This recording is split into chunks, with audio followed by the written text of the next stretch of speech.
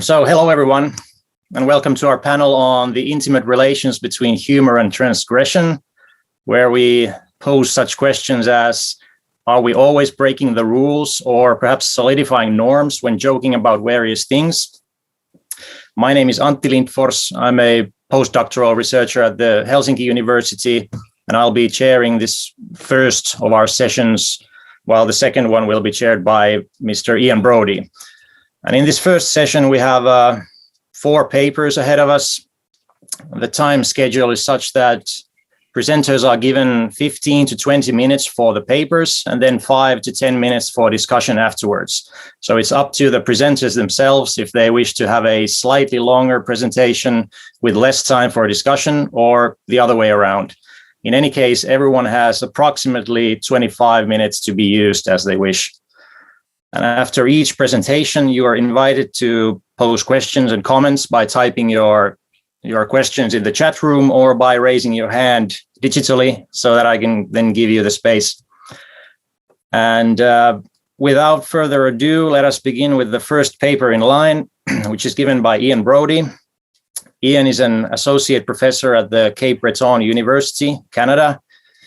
He's known for his pioneering work in studying stand-up comedy from a folkloristic perspective. And today he'll be talking about transgression as license, the defensive posture of offensive stand-up comedy. So please, Ian, the screen is yours. Pioneering. That sets me up for what can only be a subsequent fall, but I appreciate that. Thank you very much. I believe my talk here today may be a bit scattered, as between the inception of the idea for this paper and today, I'm undergoing a little tumult of how to approach some of these things I've been writing about for almost 2 decades. I hope there are actual points being made and that I'm not being self-indulgent by subjecting you to this work in progress, but it is in the fine tradition of being recognizably adjacent to, but not inherently coterminous with, the submitted abstract. So in March of 2021, the following clip from James Acaster's Cold Lasagna Hate Myself 1999 special went viral. Like elsewhere, straight white men wield in the world of stand-up comedy an inherited power of media saturation through the command of large audiences from touring, through recordings, and in ancillary work like panel show appearances that draws attention to their voice. In a recent interview, Acaster placed himself within that sphere of influence expressly. At the end of the day, I am a straight white man doing comedy. And for all the reasons that those kind of comedians exist, I also benefit from all those things as well in comedy. That in itself is not inherently an issue. The profession of stand-up comedian is in large part the cultivation of a reputation for humor and relevance that encourages an audience to seek them out. And using Acaster's terms, edginess and being challenging, or to use the theme of this conference, being transgressive, are some of the ways a reputation for relevance is established.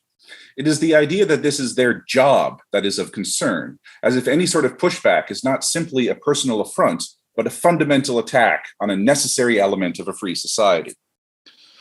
Comedian Bill Maher made this point in 1994. There are a lot of issues you need to tread carefully on, but sometimes the best disinfectant for a messy topic is sunlight, and it's comedy's job to be that sunlight. Society's in trouble when comics don't take advantage of free speech. In the decades since that comment, Maher has become somewhat tarred with the same male white privilege Acaster alludes to, but he played an interesting role in calling out a comedian for attempting to hide behind that social identity. On his politically correct show in the 1990s, the panel was discussing the dichotomy between the political successes achieved by Margaret Thatcher and the photographs of topless women being a feature in British tabloids, when Richard Belzer made the joke that Thatcher had, quote, turned out to be a man. The audience laughs, but Maher, not laughing, says the joke was sexist. As Ken Willis describes it, Belzer may feel from the progressive position that he had earlier established that he is joking at a right-wing butt.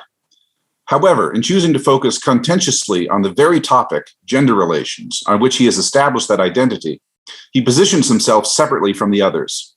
At first, the other guests show an amused response. This may be out of politeness, but once Bill Maher objects, they immediately and forcefully cancel any idea of agreement. Belzer tries to use his role as comedian. He is a practicing comedian. The comment was delivered with a theatrical pause and gestures. And the nature of the utterance, a joke is by design ambiguous, to extricate himself. But when someone has to explain a joke, that is strong evidence of failure, and it is the interpretation of the comment as sexist which prevails. In the academic literature and in professional meetings on stand-up comedy, and similarly in the popular press, there's frequent back and forth about whether there is such a thing as too far, or whether there are topics that one can't joke about, or variations on that theme. Not surprisingly, the answers tend to be evenly split between yes and no, with one side making arguments about the ongoing traumas of sexism, racism, homophobia, transphobia, classism, and ableism, and how a form of verbal violence occurs when they are taken as topics of play. And on the other side, suggesting that joke is the very form of play that allows for a Rabelaisian suspension of the indicative and pushes us into the subjunctive, allowing us both to see alternate possibilities and give them voice.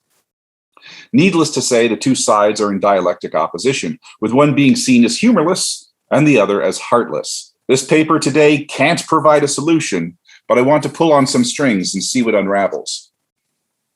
Stand-up comedy is a peculiar practice. I will describe it as an art form when asked, but I do so with a certain amount of caution. As I write elsewhere, one of the integral aspects of the artistry of stand-up comedy is that it looks practically artless. Its lack of effectiveness is one of its hallmarks. I borrow the term sprezzatura from Castiglione and his description of the art of the courtier. The comedian's medium is a talk that most closely resembles everyday ludic talk, and the art is to make it look like there is no art at all. An intelligent stand-up comedy audience understands that this is not spontaneous verbal patter, that there is some measure of practice, some measure of deliberateness prior to it being spoken before them, with the occasional exception of some rapport-building talk about immediate current events, or for the traveling comedian, a visitor's observations. Nevertheless, one of the aesthetic criteria for performance is how much it sounds spontaneous. It resembles everyday talk and just happens to be an exemplary iteration of it. And because it resembles spontaneity, the persona of the comedian on stage is meant to similarly lack artifice and is more or less identical with the offstage persona. The worldview they express in performance is the worldview they inhabit when no one is watching. This is one of the reasons, albeit an oversimplification thereof, that Philip Dean gives for the sense of betrayal felt at the revelations of both Bill Cosby and Louis C.K.'s transgressions. We thought we knew them, and they were lying. This leads to a second aspect of stand-up comedy being an art form.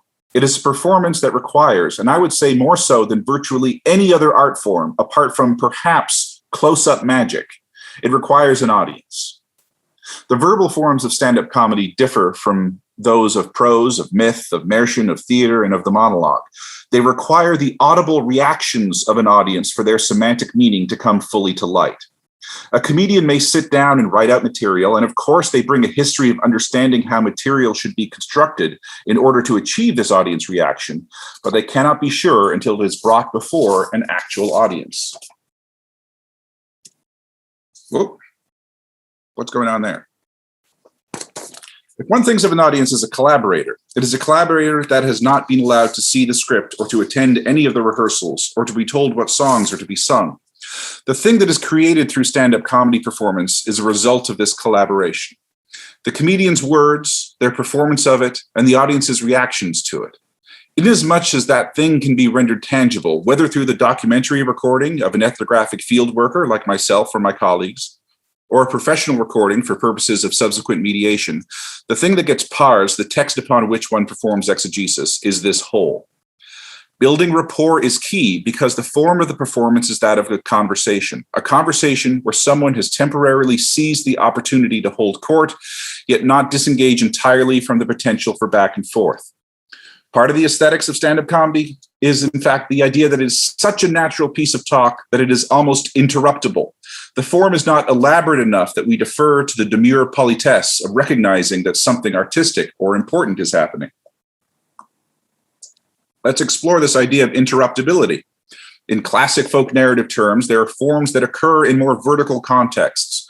where the active tradition bearer has some prominence and status in the community, and the main responsibility of the listener is attentiveness. They are, as it were, the group's stories, whether sacred or informatively secular, monologically told in large group occasions, and because they serve to define the group, they are treated gingerly. Think of these as occurring in Goffmanian onstage spaces. They follow scripts.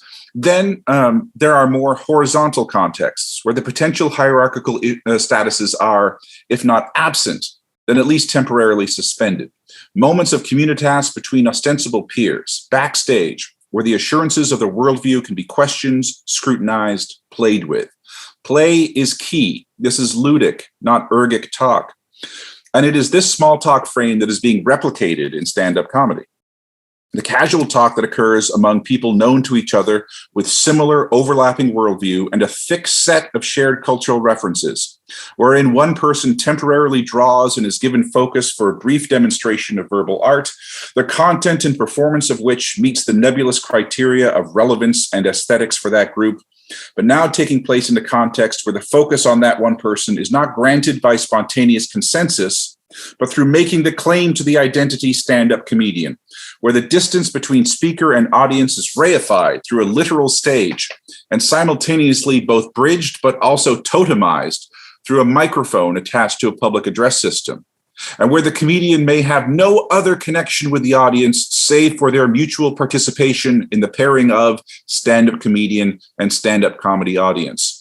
Yet a talk happens that is kinda, sorta, more or less the same as small talk. And now we go back to consider stand-up as this thing stuck between an art form and everyday talk. Another of the ways we can identify stand-up comedy as in fact being an art is that there is an art world for it.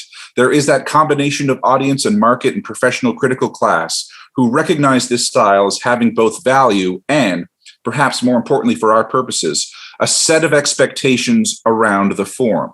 It is the intelligent stand-up comedy audience I suggested earlier, which perhaps raised an eyebrow, but by which I mean people conversant enough with the expectations of the form to act as collaborators at the point of performance, completing the semantic circle.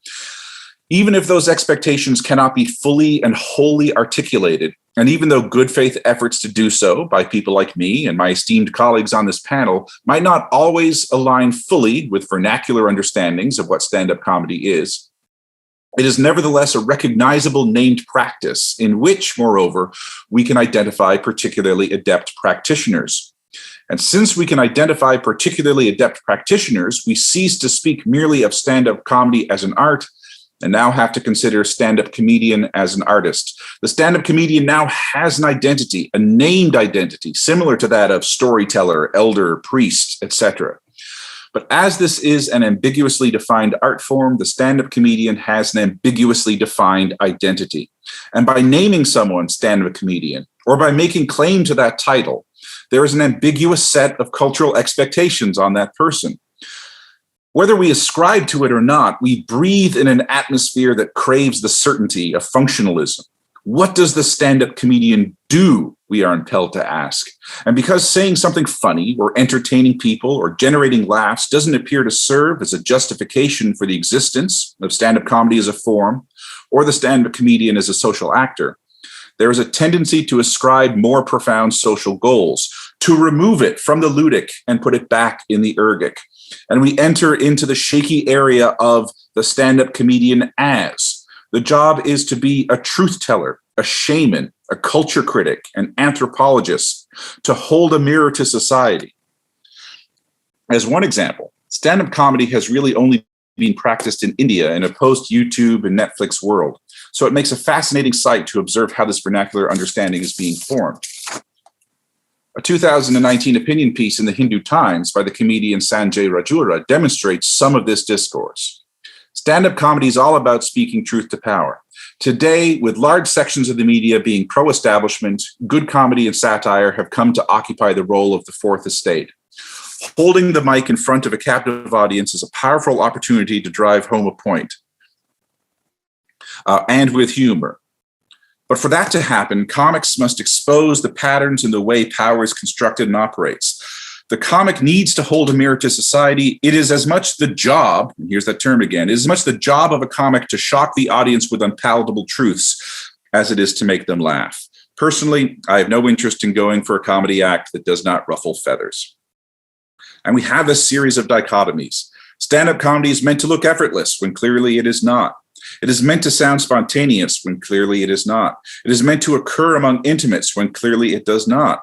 It is claimed to be transgressive and emancipatory when clearly it is often regressive and further entrenches old ways of thinking.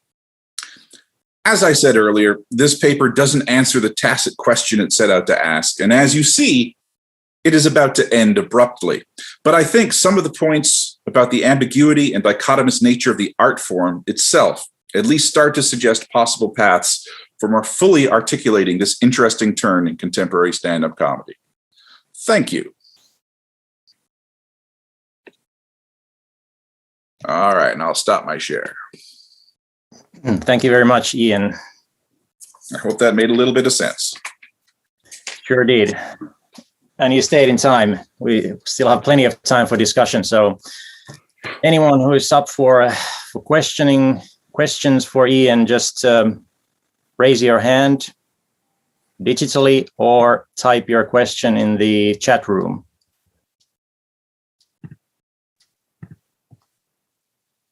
Okay, Kristin seemed to have a question there. Yeah, thanks, Ian, for a great presentation. I want to ask, because it sounds like the ambiguity of the stand-up performer as fill the blank is a problem from a folkloric and ethnological standpoint, but is the comic himself in some sort of identity crisis? Do comics express their ambiguity as stand-up comedians? I think we're seeing that many of them do. And of course, I mean, one of the issues is that many do and many do not, and sort of perpetuate that idea that fundamentally they have free reign to express virtually any idea, even though people are saying these are not actually progressive ideas, as you might imagine. Your truth-telling is as much crushing as it is potentially. It's that argument of punching up and punching down. And I think in this past decade, when we've seen the rise of podcasts and a lot of comedy podcasts where stand-up doesn't necessarily feature much as a performance, but very much as a topic where comedians will talk about the form. And there is a fair amount of reassessing old material. What is their relation to the audience? How responsibility might not necessarily be the right word, but what they are, how they can continue to do something that is both meaningful and funny. I mean that's one of their core aspects, that they do want to be funny. They do want to be sort of on the edge of certainty. They want to fulfill that without necessarily being part of the problem that in their offstage life they see enacted. And so I think you have a number of comedians who basically, they don't disavow their old material, but they have moved from it. And, they're sort of saying, I did this stuff at this time and recognize that there were people in the audience, people in my audience that were potentially traumatized, as it were. Trauma might be too big a word, but potentially were felt ostracized. And I think that's one of the keys, in that one of the points that I think that I try to make, and about 10 minutes that I had to excise from this paper, is that we have this idea, and it's the conceit of the performance context of stand-up, is that we all assemble in a room.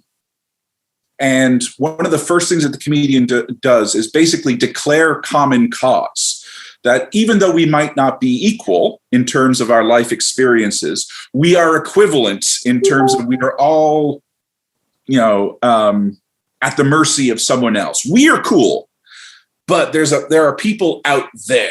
And, it's one of those ways of establishing rapport very quickly.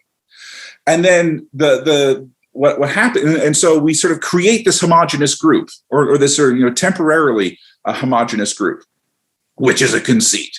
And the idea that we can then start espousing truths, because I'm cool. I'm just like you. I'm a fat guy. Therefore, I feel the oppression of modern society and body fascism.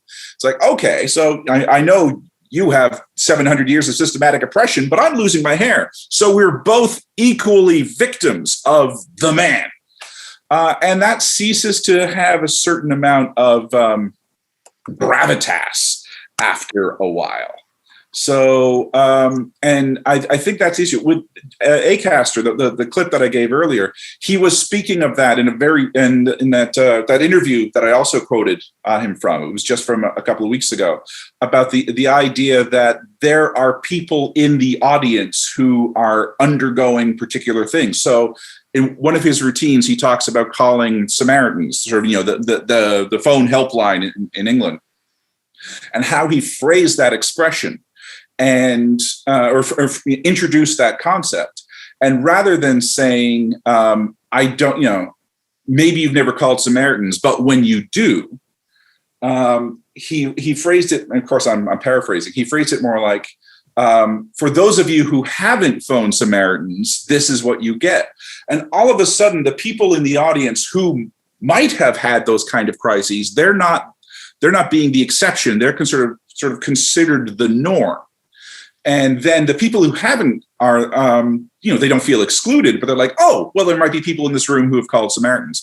So it's that way of not invalidating the potential for humor through that sort of that frisson, but not invalidating the traumatic experiences of the people in the audience. So that's a very long answer to the yes, many comedians are actually trying to redress this. That clip from Acast, the performance clip, basically immediately goes to talk about Ricky Gervais. And Ricky Gervais is the person he is imitating, who seems to be is not seeking redemption at this point in terms of what he says on stage. Does that answer your question? Absolutely. Very illuminating. Thank you. Thanks. Okay, anyone else? We have still a little bit of time. I was curious about the one quote you showed of Bill Maher, this idea that when someone has to explain a joke, there's a strong evidence of failure. So could you share a few ideas about that? What do you think about that? Is it always so? Well, that's not my quote. That's also Willis's quote, and his idea his essay is about competency in performance. So, and I think maybe it's sort of, it hinges on that word explain. He's not so much explaining as he's justifying this particular genre at this moment. But effectively, he seems to be hiding behind the genre that he's allowed to be doing this. This ties in with a paper I gave recently, but and I think I'll probably be shunting them together. But have you heard of the concept of Schrodinger's douchebag? Oh yeah. It's this online. It's this recent vernacular expression that basically means that someone who says something highly offensive by whatever criteria, and then waits for the reaction before saying whether it was a joke or not. And then, fundamentally, it's this kind of form of gaslighting. It's like, oh, you're offended. You did not interpret this in the right way. You are wrong. You did not pick up on the cues for this. And so it's a way of fundamentally hiding behind that genre. So I think that's kind of the same idea of explanation that Willis is talking about, in that the the momentary narrative frame with which Belzer was participating, or that one does when one is joking, clearly was not successful. We didn't accept the idea that this was happening. Whether, and either it's like, I didn't know you were joking, or I knew you were joking and I thought it was, unsuccessful because it is regressive. And then quickly sort of scurrying back, like, well, I'm coming to eat and I can get away with anything. And so that, I think that's the explanation. At least that explanation in his sense of the word. I think we can actually have a lot of fun with the idea of taking a joke and then on stage explaining it and explaining it and explaining it again. But I think that's actually starts to enter into sort of a meta comedy idea where you just like, you're now subverting those expectations of the form. You're not actually sort of hiding behind that. Yeah, and there are certainly comedians who do that, like explain their jokes in performance. Yeah, again and again, to the point of a certain absurdity. Yeah. Okay, thank you. I think it's time for us to move on to the next presentation. Thank you, Ian. Thank you. And the next one will be given by Aron Bakos. Aron is an associate lecturer at the Babeș-Bolyai University from Romania. He will be talking about a puzzling, both traumatic as well as humorous anecdote of a rape during wartime, as related by an old lady at a family gathering. And the paper is titled "Joking About Rape, Understanding Gender and Sexual Relations Through War Narratives." So please, Aron, the stage is yours. So thank you for this opportunity and actually what I will do here is basically explaining a joke. That was collected during my fieldwork that I was conducting in Transylvania, in a small part of Transylvania. And for that explanation of this joke, I will go through and first introduce the actual text of the joke, or actually two jokes, but anthropologists don't do good with numbers, so there will be two jokes actually, and then I will try to give you three contexts so you might understand this joke. And actually the way I will present this context, actually it's a way to understand my understanding of this joke that will hopefully I will end this presentation with this understanding.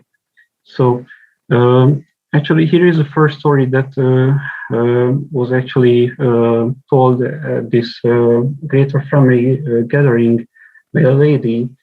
And basically the story tells, or this joke tells, of a woman who during the war went out despite every warning.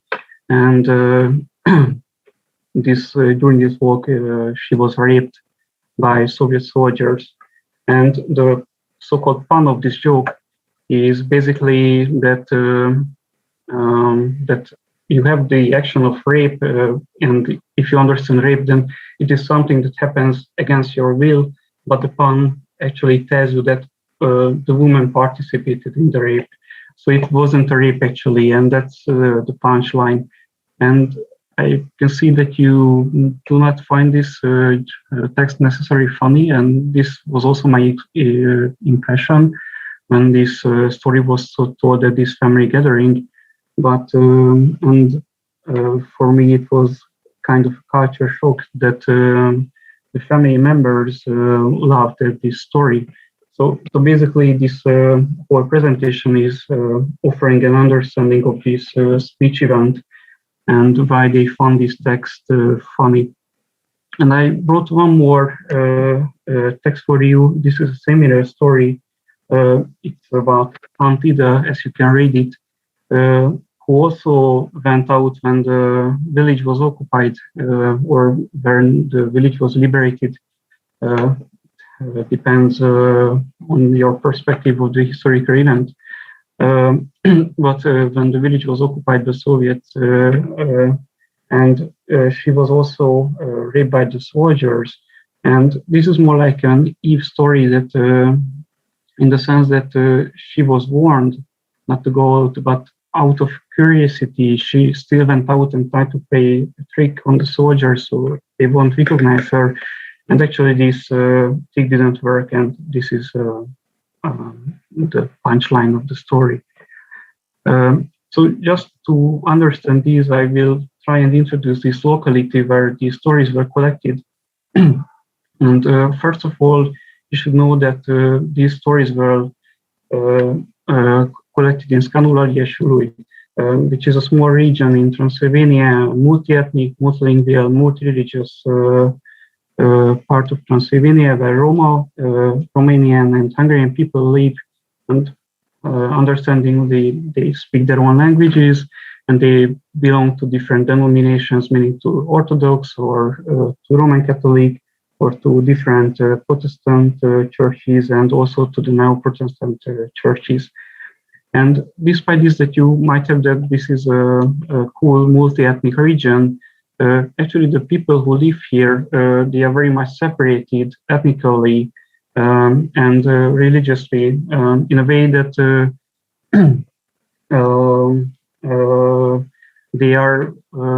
they keep to the norm of ethnic endogamy, especially the Hungarian group where I was conducting my research. And you can see that this was taken in this picture was taken in a Unitarian church in Romania, but you can still see the Hungarian flag.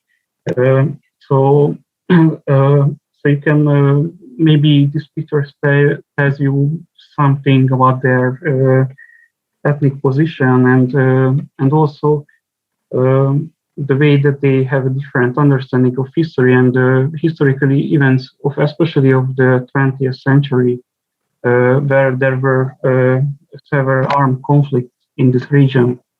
And I don't want to go into a long history lesson here and bore you with that, but just offer a very basic understanding that during the Second World War, Northern Transylvania was given so-called back to Hungary, as Transylvania before the First World War belonged to the Hungarian Kingdom, and this was given back by the Axis powers.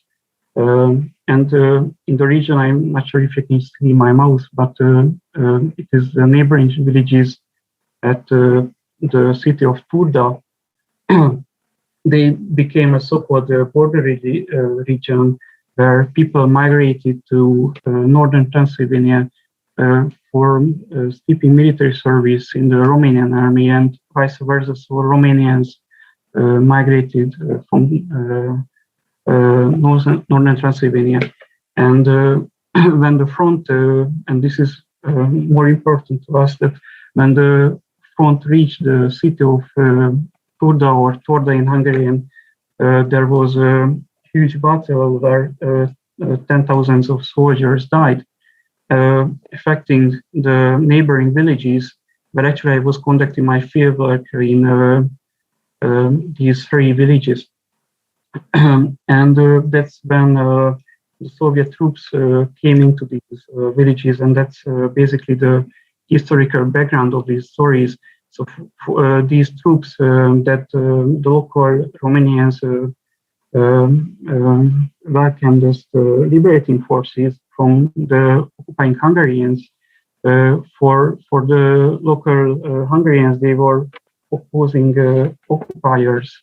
And that's why you have a lot of stories about them that depict them as rapists or as people who robbed the belongings of the households.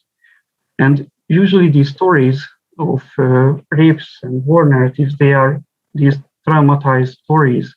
So usually when you hear about rapes in these villages, these stories usually depict unnamed victims, meaning that people would tell you that, yeah, I know that many women were raped here, but not in our household, or meaning that it never happened in our family.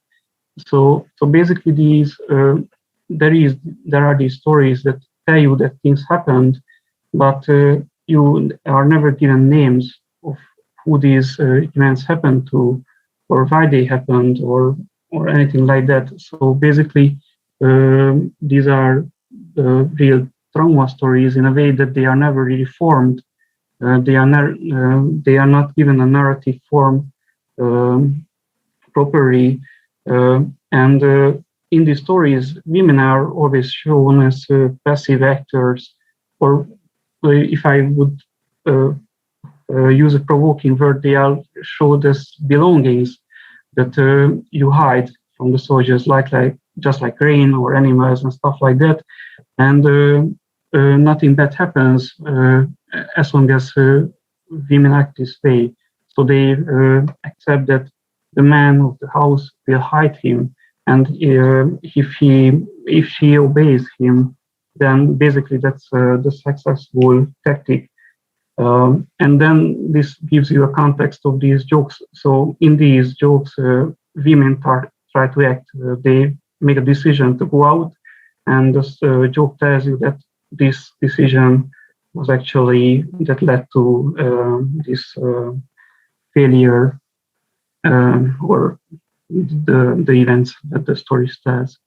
And that's one context, one narrative context, these war stories that I mentioned. And the others are actually these similar stories, but what is different in these stories, and this story, it wasn't collected by me, but by Nagy Olga, who is a Hungarian folklorist, and in a neighboring Transylvanian village, she collected this story that tells the story of a young woman who meets a hussar, this traditional. So actually, the story takes place in the time back. So she meets the soldier, and she is afraid that the soldier would rape her, and she puts this basket that she has on her head down so could do his thing. So that's the punchline, and I think you can feel the difference that in this context, this story is more light-hearted because you don't have the war and the actual experiences of rape there. So this is why this, in my understanding, this joke is very puzzling, because in one way you have this context of these untold traumatized stories of women, and the other part you have these light-hearted jokes that you can find in vernacular culture. And basically, this wartime joke mixes these two contexts, and this is why it is so puzzling. And one thing is why I find this story is puzzling, because actually this story was told by women, as I mentioned at the beginning. And I'm not sure if you remember, but even in the story, she says that this is a proper story because it was told to me by my father-in-law. So actually, this story was created by a man, and for me, and this is basically the understanding I try to offer here, that you have this lady in the right, and she's in local standards, a very emancipated person, meaning that basically she doesn't only run the household, or in the old sense, she runs the household, but it means that they produce agricultural goods and they sell it. And she is the one who plans this whole process, and she is the one who sends out her husband to sell the goods, and she is the one who hires Roma seasonal workers for working on the field. So she is like a real matriarch of her family. So she is not in this victimized position of woman, and she is very hip. She goes like every 2 weeks on a foreign holiday without her husband. And, it's very strange in local standards. And I could tell a lot of stories about her because she was one of my key informants. But you can believe me that she is this very emancipated person.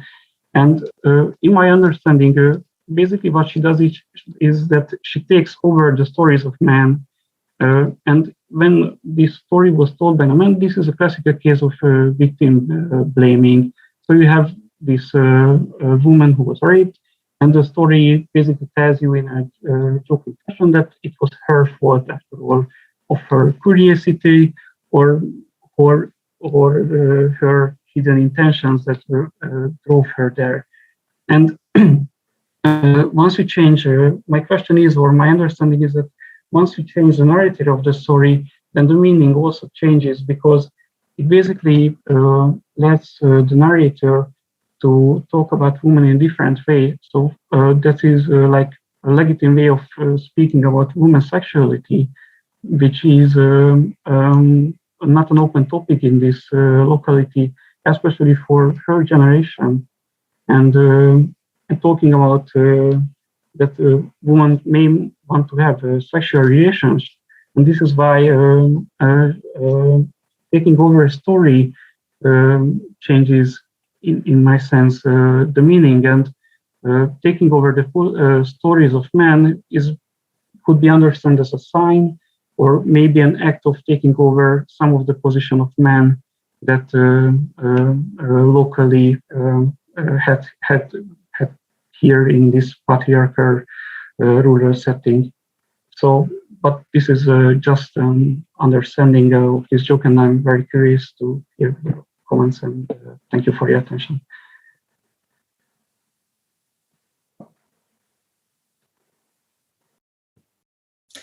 Thank you very much, Aron.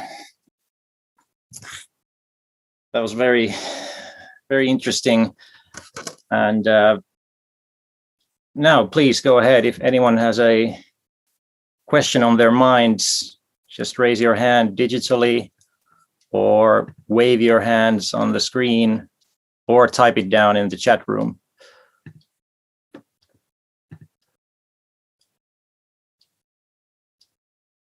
Maybe I could start with a sort of a warm-up question off the top of my head. I was thinking of, so if I understood correctly, this is basically a folk narrative form that is circulating in the region, that is told by both men and women. And it's, is it traditionally a men who tell it, but you have found women who basically tell the same narrative, but sort of subvert it and change its meaning, and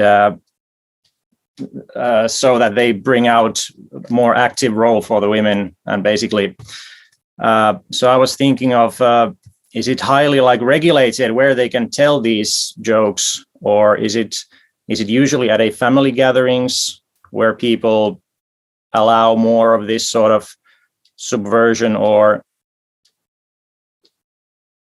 thank you. Well, basically, I think that as this joke was told at this family gathering, where older children were also present, that also like I think against the norms in some way. So it's like, you know, of course it makes a difference because, you know, of my gender, in a way that of course I couldn't get into these speech events where only women are present properly. But this is also something that if you tell such a story, because I think that even in traditional cultures or in this context, women in themselves could talk about sexuality or sexual jokes, but not when men were present. And that's a difference. And this is like, I think, something that this old lady allows herself because she's in the position to challenge this norm. right, but is it allowed for other women as well, or is it just like women in such positions who can tell these in this way? Yeah, actually, as I revised my data from the fieldwork, I only found such stories from 3 women locally, and they were always these higher class, so in some sense higher class women who had a different kind of education, family background, who, at least in their family, they are very intellectuals. So they are not intellectuals, or they work in agriculture or in the industry, in the local industry. So they are not that different, I mean, socially from the others, but there is this small difference that they are. So I think this vertical dimension of society plays a part in this. And this vertical dimension provides these gender norms locally, and these stories are like sign of that.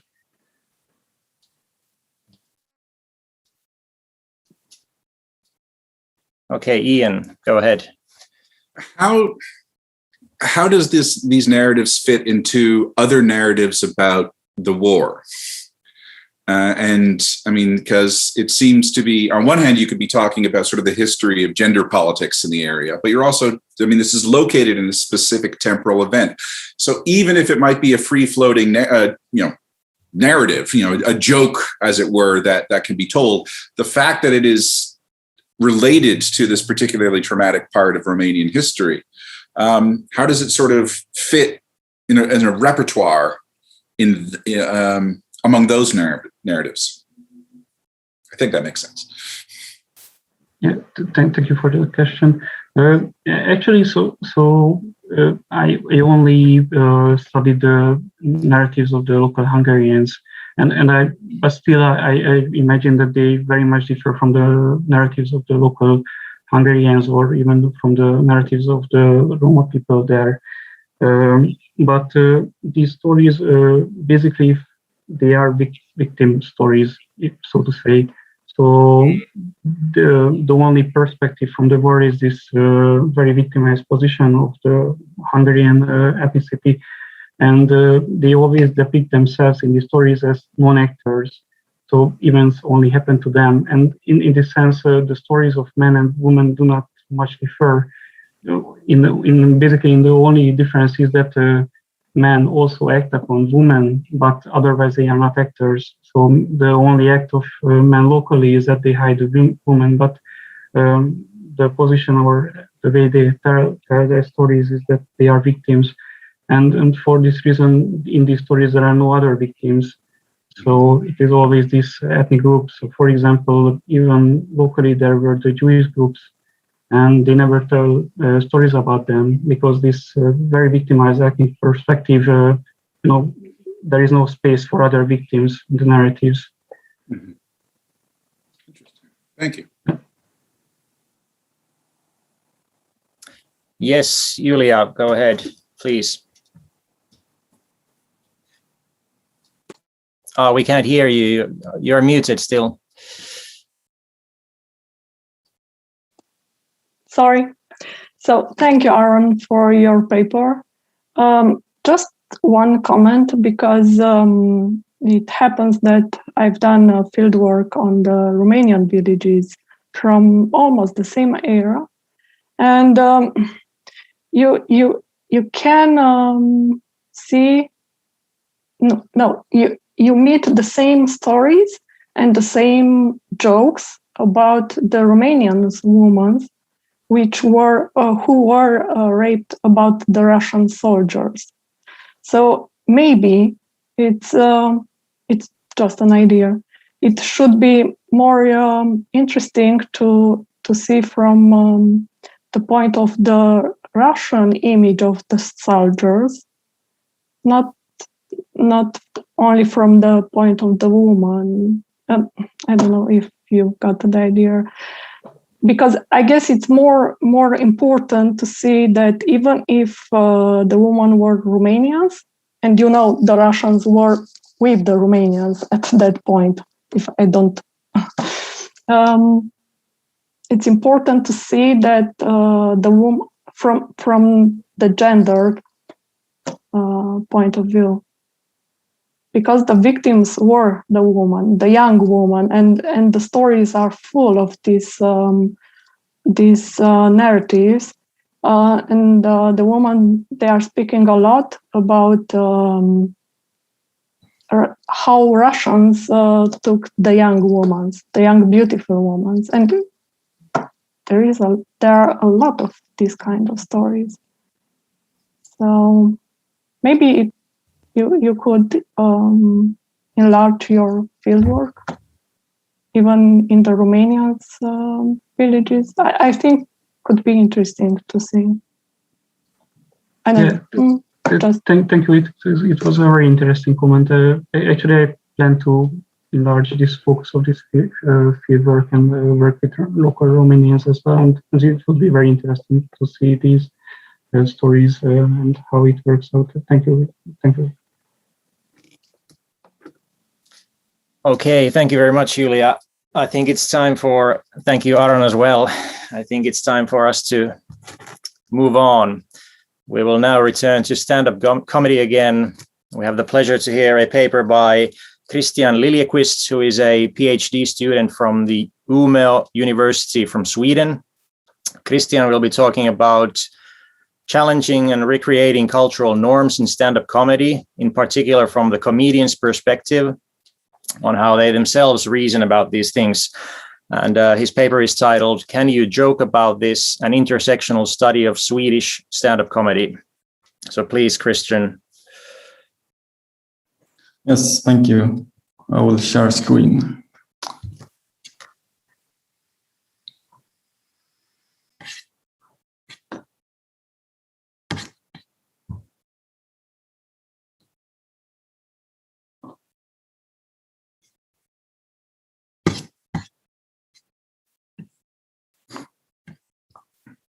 Yes, so today I will present my ongoing dissertation project with the work entitled "Can You Joke About This?" Let me change slide here. And the aim of the research project is to investigate how Swedish stand-up comedians and their audience challenge and recreate cultural notions and norms. And in this presentation, I will give some examples of the empirical material I have collected so far, which consists of interviews with stand-up comedians and digital observations of the popular stand-up comedy TV show called Släng dig i brunnen. I will also exemplify with some of the material I collected for my master thesis, in which I also studied stand-up comedy. And as an analysis method, I'm using Ernesto Laclau and Chantal Mouffe's political discourse theory. By using political discourse theory, I will analyze how the Swedish stand-up comedians, or how the Swedish stand-up comedy discourse is constituted, depending on how various elements, such as the comedian's jokes, their interactions with the audience, and their reasonings about humor are articulated with each other. I'm also interested in which subject positions that are available for the comedians within the discourse, depending on, for example, their gender, ethnicity, and age. And by combining political discourse theory with an intersectional perspective, I can analyze how various power structures are interacted and strengthen or undermine each other through humor. By not prioritizing any power structure beforehand, I will have an open-minded outlook and let the content of my empirical material decide which aspects are most interesting to analyze. But in this presentation, I will focus on the aspect of gender in Swedish stand-up comedy, but also give some examples of how it is intersected with age and ethnicity. And even though there are quite many successful female stand-up comedians nowadays, the Swedish stand-up scene is still male-dominated. As sociologist Sharon Lockyer writes, female stand-up comedians have had to adapt to the male norm within stand-up comedy.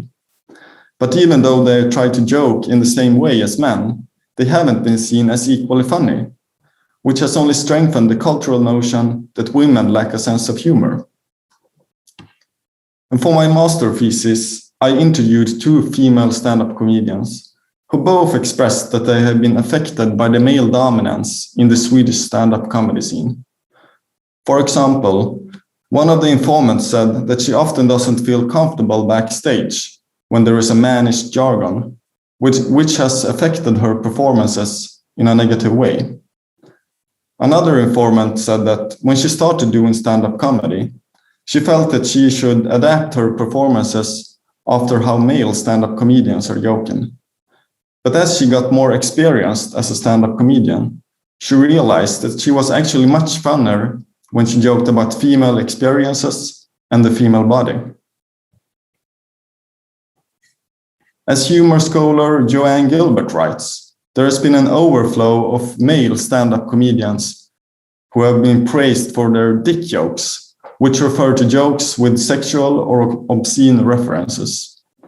But in the observations and interviews I have performed, I can see that there are also a lot of Swedish female stand-up comedians who tell jokes about, for example, vaginas and periods. And now I wanted to show you a clip of the Swedish stand-up comedian Johanna Wagrell, but unfortunately, due to copyright issues, you're not allowed to show YouTube videos in your presentation. So instead, I will send you a link in the chat, so you can look at it maybe after the presentation. I'm not sure if I can do it right now. Maybe I will send you the link after my presentation. That's the easiest way. But in this, this performance is in Swedish, but I put English subtitles on it so that you can understand if you don't speak Swedish also. And in this performance, she jokes about being pregnant, and she compares the female body with the Death Star in Star Wars. And the punchline of the joke is that they both have a flaw in their construction, since they have a hole in the middle where the enemy can get in and blow them up from the inside. But it's much funnier to see the clip, so I suggest you watch it afterwards.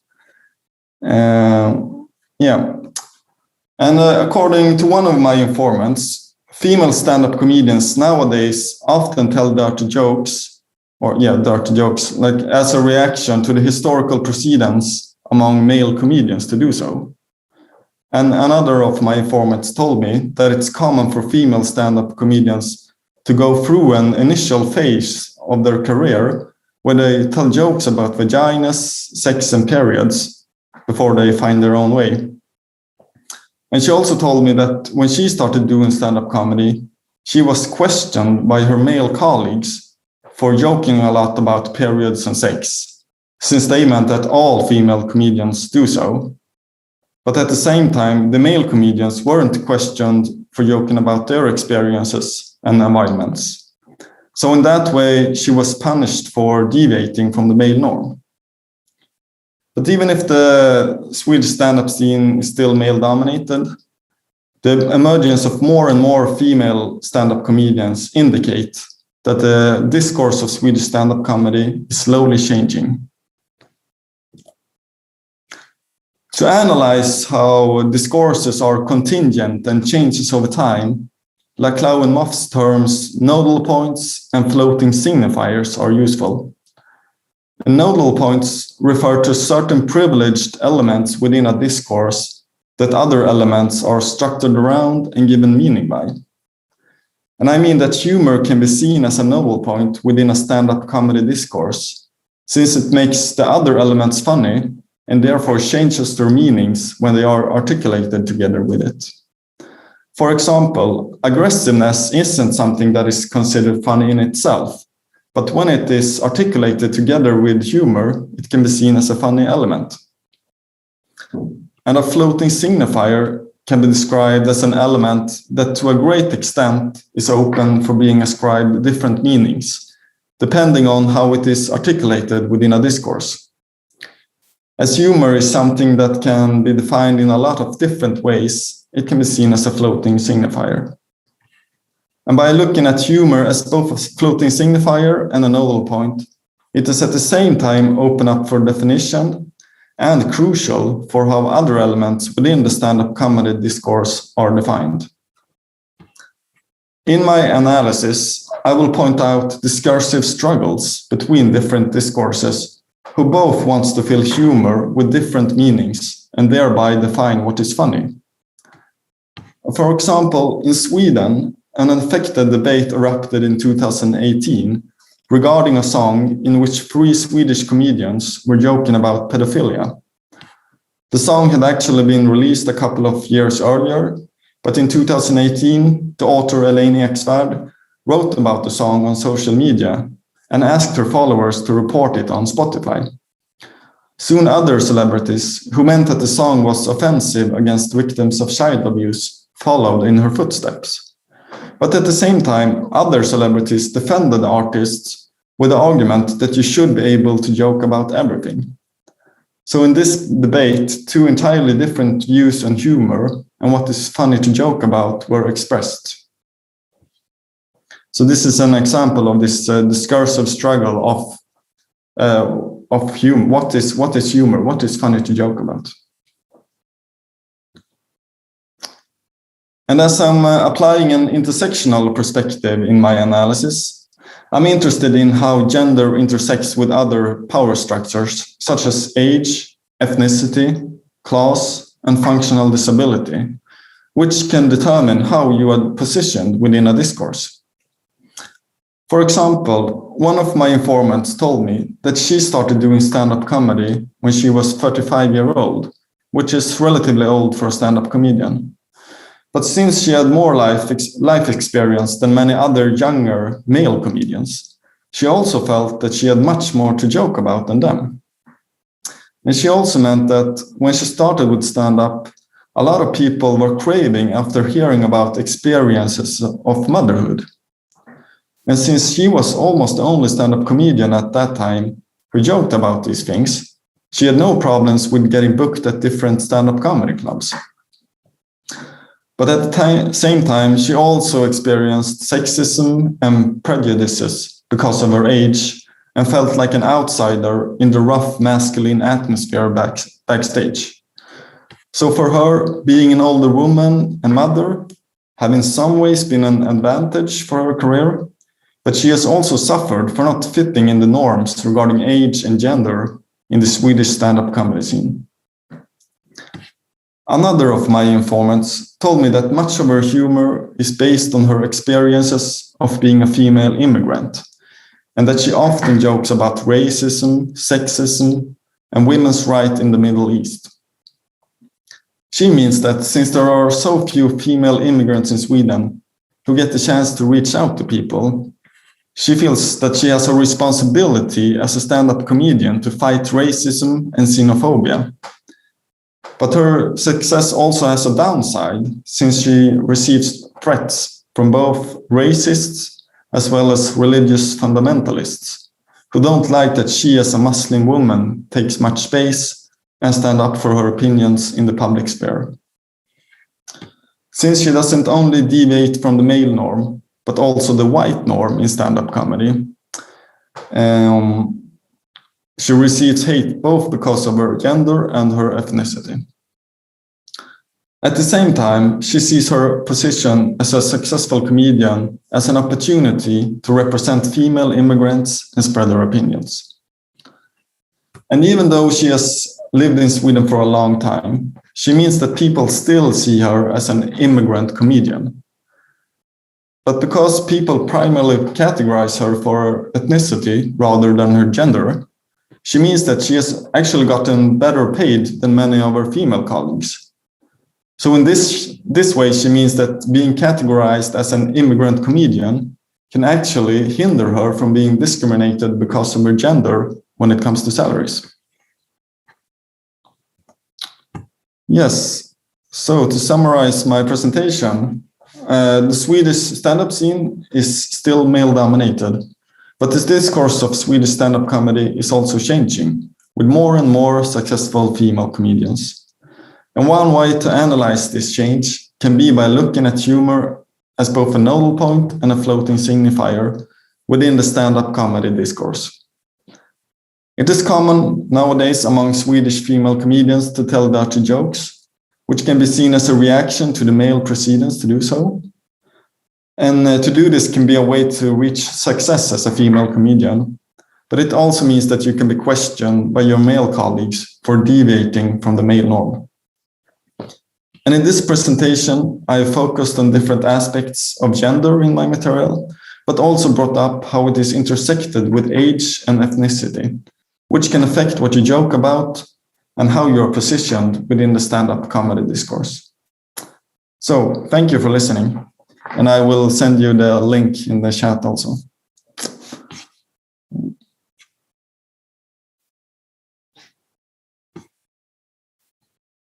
Thank you, Christian. Do you want us to watch the video now or maybe later, or? Sure. If you maybe you have some time over, you can look at it now. Let me see. It's less than 2 minutes, so I can send you it here. Okay, and you will put on the English subtitles. Yes, let's do it that way so that we can spend 2 minutes watching it now and then return here. Yeah, good. Okay, it's time for the discussion. For myself, I was thinking of, when you were presenting your paper, I was thinking of the way comedians tend to talk about these issues, this logic of punching up and down, and the connection between their way of talking about it and your more analytic, perhaps intersectional analysis. Do I have a question on this? Because it seems to me that this logic of punching up and down is an apparently practical, but it's also quite simplified way of talking about the same things, like doing their own, like quite crude intersectional analysis of joking themselves. So do you see that this punching up and down, does it support an intersectional analysis kind of that you are doing, or can you also criticize their logic somehow from your perspective, or how do you see it? Yeah, I think it's almost never as easy as just punching up and down, of course, because that's like one of the things I've noticed during my project, how complex it actually is, and when do you reproduce and when do you challenge norms, or do you do it like at the same time in the same performance, or could you maybe say, like, I think some comedians reason that, like, in this comedy discourse they are allowed to say anything, and then it doesn't really matter if you punch up or down, while others have quite strict opinions that, yeah, I'm only punching up. But yeah, I don't know what I'm talking about right now. I'm just babbling. But I think that's like one point I want to get at, that how difficult it is to say that a joke is either challenging or reproducing a norm, or either punching up or down. It is often doing both at the same time, I think. Yeah, and it's might be often quite simplifying to just talk about punching up and down without taking into consideration all the aspects. Yeah. But I think it can be sometimes when comedians are quite reflexive themselves as well, and also quite analytical, and it's sometimes you can see them talking very analytically about different aspects, but generally it's quite simplified, I think, as well. And maybe sometimes it's quite contradictory, because they say that you can joke about everything first, and then later they say, but I don't think that you could joke about this. So it's like a lot of people have this view that you should be able to joke about everything, but then when you actually talk more about it, it actually means that you can only joke about everything as long as you are joking in a certain way, I think. So it's easy to say that you should be able to joke about everything, but then often people have more opinions than that, I think. If you understand what I mean. Yeah. It's very easy to say generalizations about humor and comedy. Yeah. But to do it like a situational, context-sensitive analysis is a different matter. Yeah. Anyone else? Questions, comments? Kristin? Yes, thanks, Christian. Really interesting research and very well theoretically grounded. I was wondering if something could be added, it could be in the form of reception studies, because you can really hear the tension in the audience and the kind of muffled laughter at times. Yeah. Of course, you can use the recording from this session of our faces as we watched the comedy in silence. But I wanted to ask, I think I heard you say that women comics would use dirty jokes more as, I don't know, not, imitation wasn't the word, but because the male comics told dirty jokes that the female comics thought they had to do so as well. I suppose many would challenge that comment. Is this something you've come across quite a lot? Well, it's one of my informants that I interviewed said that she thought that it was that women tell nowadays, because I've seen a lot in my observations that I've done both for my master thesis and now in my dissertation project, that it's quite common among female Swedish stand-up comedians to joke about, like, for example, vaginas and periods. And I think it's like a bigger trend in humor in Sweden to joke about, for example, period. And if it's a reaction to the male precedents, yeah, it could be questioned, because that's just, I think that's how one of my informants formulated it. And I also read like some interviews with other comedians who expressed the same view. But as you said, it's not something that, it's not my own, what do you say? I think, yeah, in my analysis, I will more like take it up as something that one of my informants had said. Yeah. Thanks, Christian.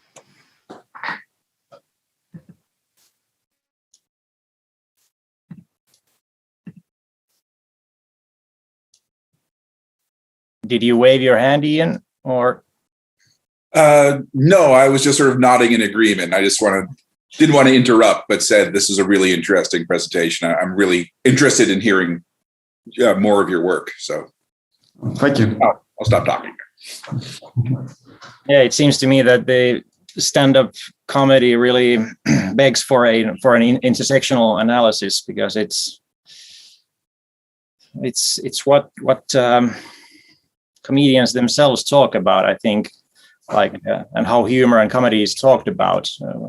It usually comes down to whether you're allowed to joke about various things, and you are allowed to do it if you are participating somehow in that identity category or whatever experience, or and I think a lot of it has to do with sort of the closed context that we imagine stand-up taking place in, a room, a theater, and where we you literally are present to people and can make good faith arguments about who they are. And then what happens when it is mediated, and it's really when the teller doesn't have control of defining the audience, or doesn't have an understanding of the audience that's defined. And that's how comedy ages as well, in that you'll see routine from 30 years ago and be morally offended because it is a punching because it is a punching down.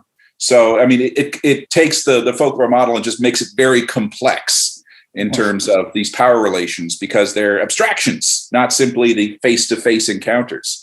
Although it's the face-to-face encounter that we have in terms of the recording, so the reception would not only be listening to the people in that clip and they're making analysis, but also, as Kristen suggested, watching other people who don't have the Swedish context, who weren't present, who might find this offensive, and their reactions, because stand-up is going to often it's going to spill over that original performance context to someone who has a non-spontaneous reaction to it. And again, I said I was not going to say anything, then you made me say something. There's this one, I think, American scholar who has written a doctoral dissertation on stand-up from an intersectional perspective as well. I think her name was Rachel Blackburn, maybe. Rachel Blackburn, I think it's the name.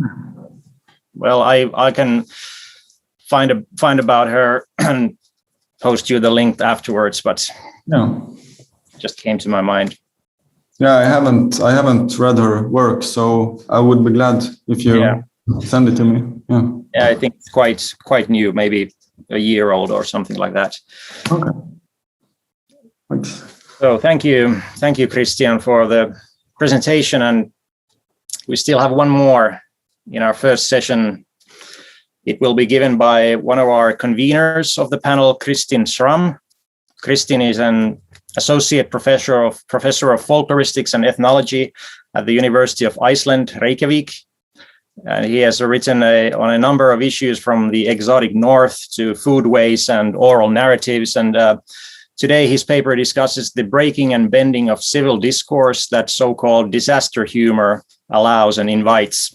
More specifically, his case concerns the COVID-19 crisis and the humorous public response it gave rise to quite quickly. So please, Kristin, whenever you're ready, you have a video to show us. Yeah, thank you. You're in your summer house, are you not? Yes. You're not speaking to us from your sauna, are you? It's actually the sauna house where I'm sitting in. Yeah, it looked like it. But yes, I made a pre-recording from my summer house because the view is better. So we'll go to that then.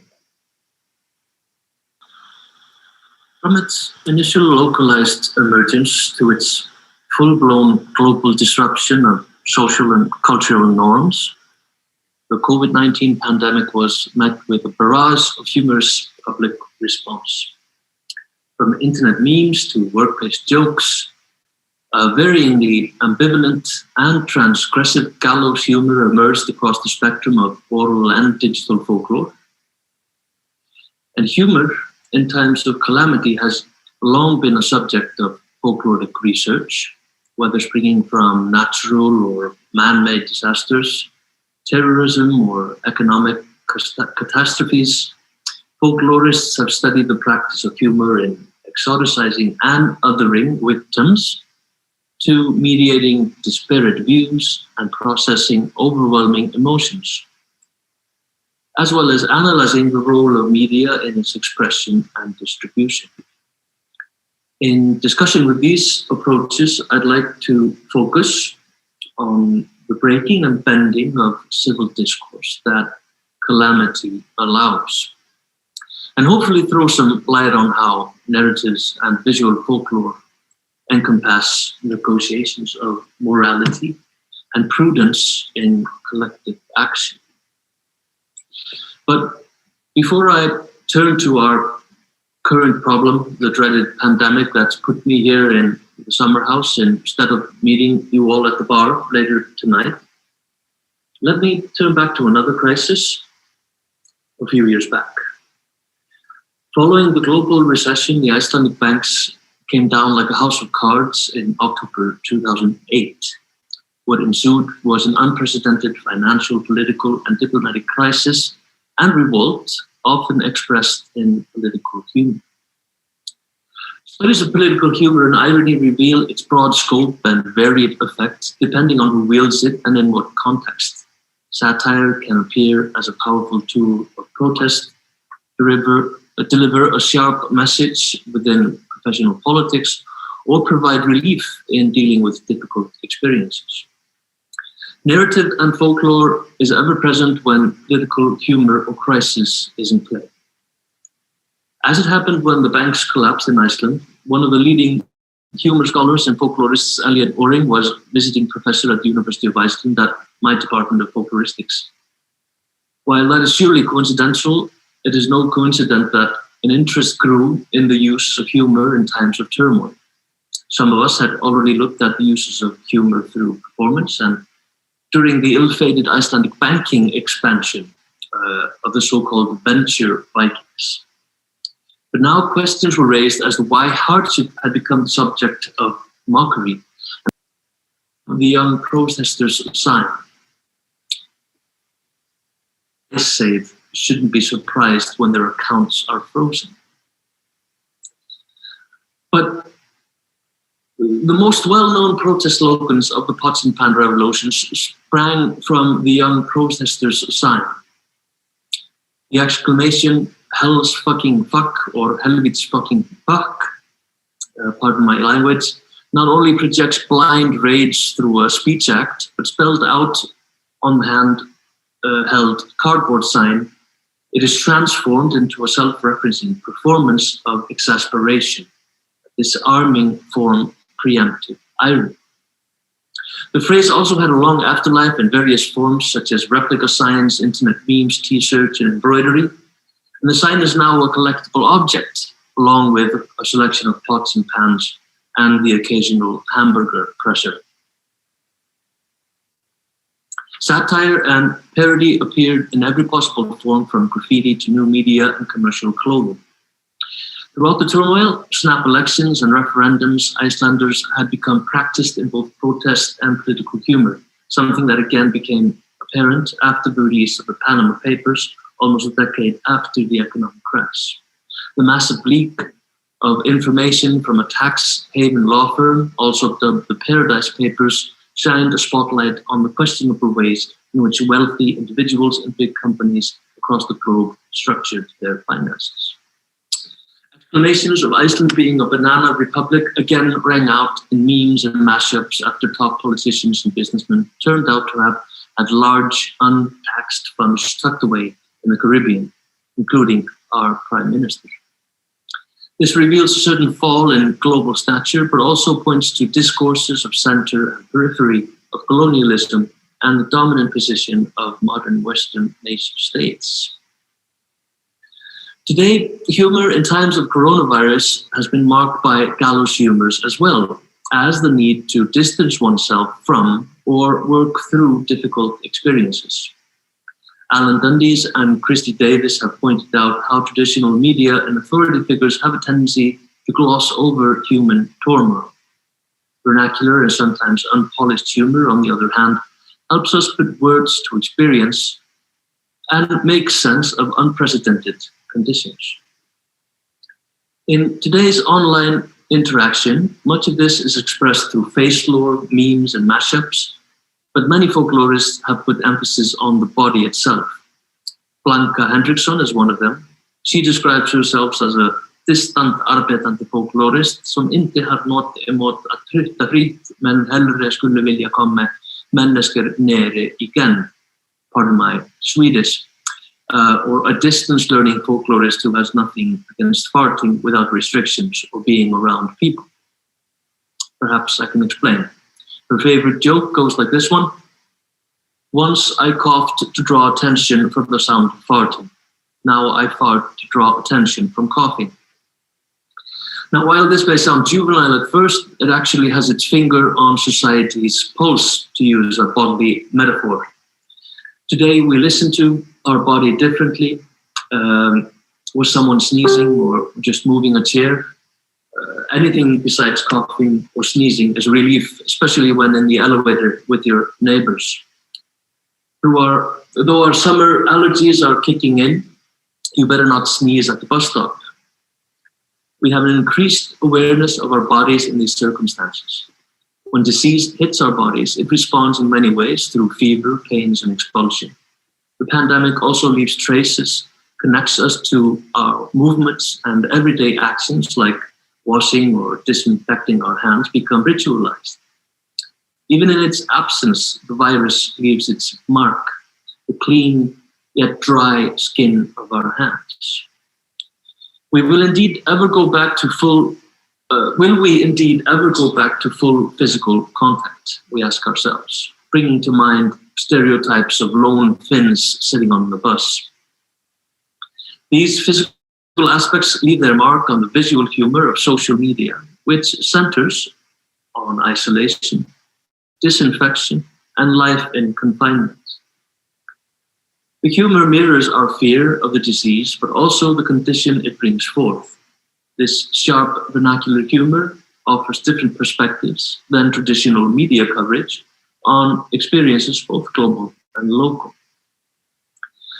In times of calamity, finger-pointing, othering, and exotification is often the go-to reaction, as the term Spanish flu exemplifies, as well as the Wuhan virus or Donald Trump's attempts to normalize the term China virus or his Kung flu quip. Jokes about bat soup and other exotic Chinese culinary traditions were also in circulation. But when the virus hit home, the humor turned to the varying experiences people were going through. Jokes reflect societal changes and what we as a society deem prudent or not. There is community in humor that can draw a line between us and them, but also unite people through sharing everyday experiences.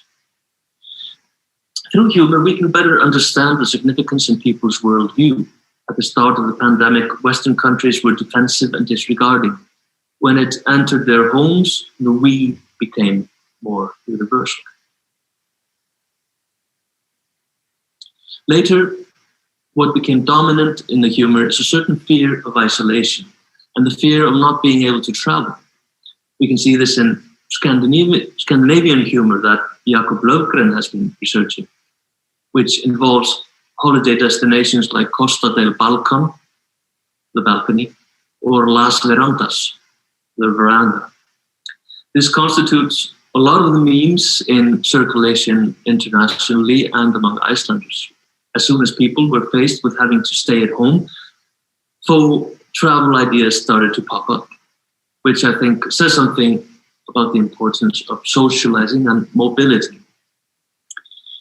Here we see near instant interaction to the meme, personalization and improvisation. Ragnhildur Sveinsdóttir says that her uncle used to put beer in every corner of the house and go on a pub crawl. Memes are, of course, not limited to the younger generations, but they do have a strong foundation with those technically savvy people who get most of their news and information from social media. Millennials have been raised in an environment where they are constantly appraised by their peer group in real time. And if the message is interesting enough, anybody can take part in the discussion within minutes of events taking place.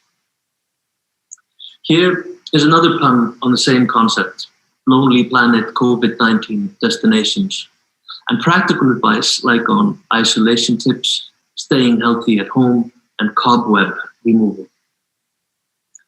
Home life and parental neglect can be seen in some of them, like this one, who shows a day 6 of quarantine. Perhaps it expresses guilt, but also a look inside people's personal space, something we do not necessarily see in other media.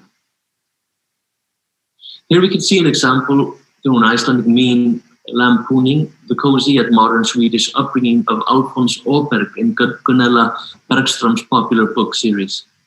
His single father has apparently lost his cool as he screams, "Have you disinfected your fucking hands, Alfons Åberg?" This is Einar Áskell. This one references the discomfort or fear many felt as we started to don our COVID masks, proving the equation tragedy plus time equals comedy. Here, the medium references itself and lampoons postings of the supposedly positive effects on nature of human activity slowing down. Pigeons in London are returning to their natural colors now that pollution levels are lower. The earth is healing. The cruel and incongruous element of surprise can be seen in the Tom and Jerry meme. The note translates, no volcano, Australia has ceased burning, roads are clearer, no World War III. And then the coronavirus strikes. Of course, not long after this, we did have another volcanic eruption. Irony can be temporal like that, such as in this meme, where time travel reveals a double meaning. Evidently, in our times, it's not good to be a time traveler. Sofia Wanström, PhD student in Nordic folkloristics in Åbo, has looked into generational humor and anxiety associated with the coronavirus. Has summed up the statements above. The boomers made fun of their spouses, but the millennials turn upon themselves even to the point of self-hatred. Wenström notes that this humor does not arise in a vacuum, but should be understood in a social and cultural context. The anxiety of the millennial generation is not a sign of general generational difference per se, but a result of an increasingly unstable and uncertain social climate, and that mental illness in young people is becoming more common. This last meme is another example of the self-referential aspect of the memes. Not long ago, memes with Joe Katz reacting with terror at the sight of cucumbers. Here, the cucumbers are marked with Icelanders' supposed fears of volcanoes, avalanches, economic crash, COVID-19, and quarantine. And as Jakob Lökling has pointed out, everything we take for granted is put in pause in times of crisis. People's initial reactions to this express what they are really afraid of. Now, my analysis of these humorous narratives and folklore is a work in progress. They are pointed from within and without towards Icelandic and international politics, power play, through boom and bust, and from shady offshore dealings to Arctic aspirations and coronavirus anxiety. But through folkloric and ethnological perspectives, I'm trying to explore further ironic action as a reaction to shifts and contradictions within the worldviews and identities of often precarious communities, sometimes in a perceived periphery. And I'm proposing that these breaches of everyday life brought on by a breach of socio-political trust or government restrictions and pandemics can trigger the dynamics of exotification lying dormant in transnational discourses, from which much appropriate and incongruity springs, to use Elliot Oring's term. As Huber and Fernandez have pointed out, the ironies involved in imagining better and worse times in human affairs raises the most serious questions in the politics of irony, which is to say, irony's practical consequences in either encouraging people to change the world or in being so corrosive to commitment as to lead to the abandonment of any serious hope or work towards change. But I've gone over my time, so I'd like to say that short of a discursive shift, as Ulo Falk described in his article on legends, the two shifts to demonization and later fictionalization in the reception of legends, perhaps I can speak of this sharp development of political humor and the humor of everyday shared experiences as part and parcel of discursive tremors, stirring a population to speech acts, spontaneous social organization, and ironic performances of tropes in the local environment, but also a reflexive transnational process, drawing widespread attention. through the cracks caused by the tremors, the familiar exotification of the North and Iceland within its polar banana republic. So having questioned the uses and abuses of humor in social media and everyday life, perhaps one can make sense of this appropriate incongruity, to use Oring's phrase, and look at this humorizing of unprecedented everyday experiences and breaches of normality as reactions to discursive shifts or other tremors brought on by global events such as the COVID-19 pandemic.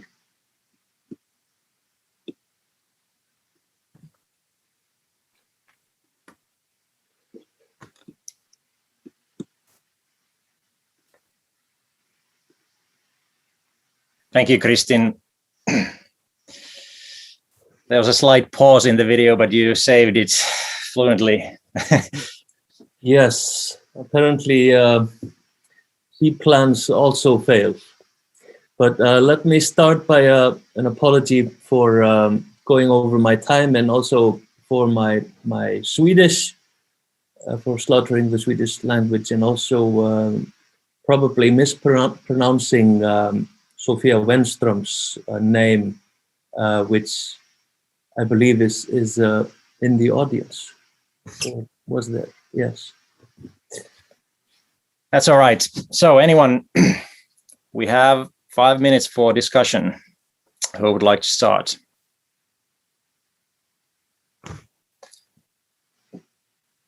Type your questions or just say them out loud. I was thinking of the category of disaster humor that you sort of placed this COVID humor under.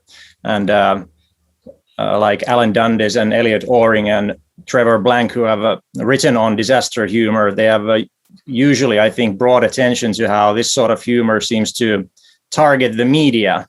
So this sort of humor, it's not making fun of the disaster itself, but often the media's role in conveying such disasters for us. But in such cases that, for instance, Alan Dundes has talked about some space shuttle disaster or so on, we are often not involved in the disaster ourselves. However, in this case, our relation to the pandemic is very intimate, to say the least, and very bodily, as you said. So there seems to be something specific in this kind of pandemic humor versus some other disaster humor. So what are the similarities between disaster humor more generally and COVID humor specifically? Yes, I think that what draws this apart from that is the strong element of social media and the way that it differs from traditional media representations. Its immediacy and how traditional media is almost put to the side, especially among generations who get most of their information, most of their news from social media. But here in my bubble, I think you could see a development that the first wave of humor on COVID was much more transgressive and had much more of a sort of mean othering streak to it. But when it became to center around our own confinement, our own bodies, our own experiences, then it took on a different nature, one where which was more unifying than dividing in many ways.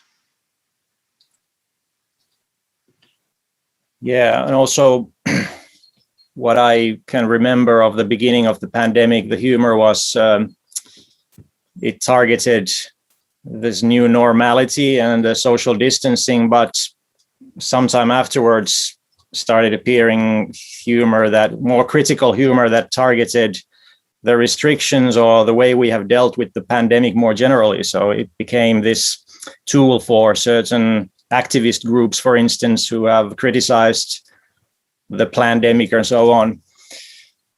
But Sophia has a question as well, so go ahead. Hi. Yeah, maybe not as much a question as more of a comment. I feel like I need to say something since you mentioned me, and it's completely fine to butcher my name.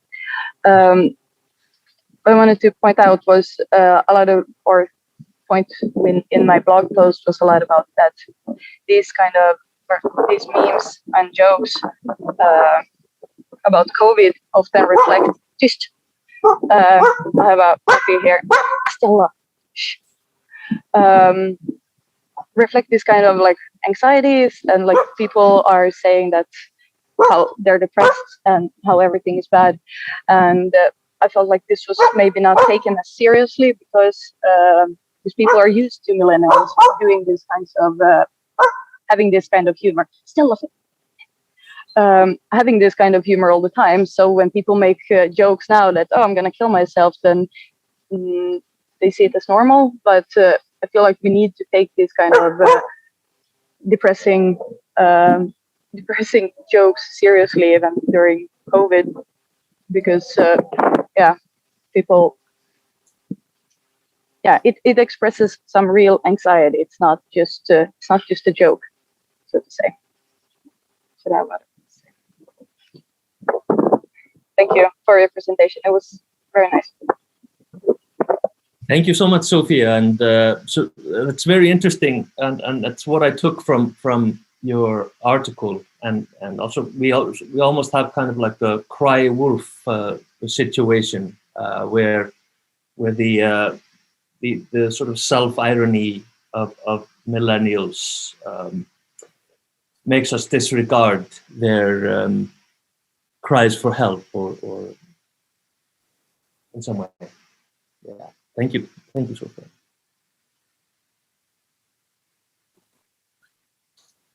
Okay, Ian.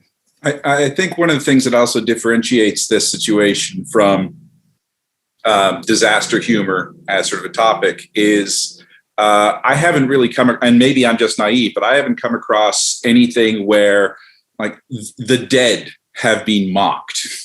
And I mean, one of the things that like Chrissy Davies and people talk about is the sort of the emotional hegemony, and that what they're really criticizing is this is how you should be feeling about this. It's like, what do I care about a couple of astronauts, or what do I care about the death of Kennedy? When really it's like, actually, I do care. I just don't like you telling me how to care. But you know, I still think like, you know, the piles of bodies have never been subject, at least in as broad a band as social media, or the sort of the thick middle class social media that I participate in, has never been a subject of humor. And so we haven't entered in, maybe we never will, but we haven't entered into that sort of Challenger disaster kind of joke where we're immediately mocking, or even 9/11 jokes like Bill Ellis talks about. We're not there yet, which I think is one of the sort of interesting phenomena about it. Yes, I agree absolutely, and I think we would probably have a completely different situation if that were the case, and and hopefully we don't get there.